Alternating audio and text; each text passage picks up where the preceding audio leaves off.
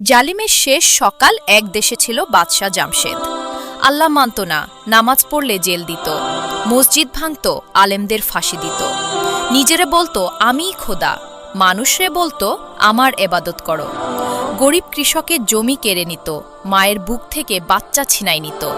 হাসতো আর বলতো কে আছে আমারে থামায়। এক রাতে এক বৃদ্ধ ফকির দরবারে আসলো, কাপা গলায় বলল, বাদশাহ, জুলুম ছাড়ো।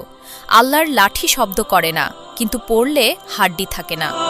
জামশেদ হাসে, ফকির, তোর আল্লাহরে ডাক, দেখি বাঁচায় নাকি। ফকির রে হাতির পায়ের নিচে পিষে মারল।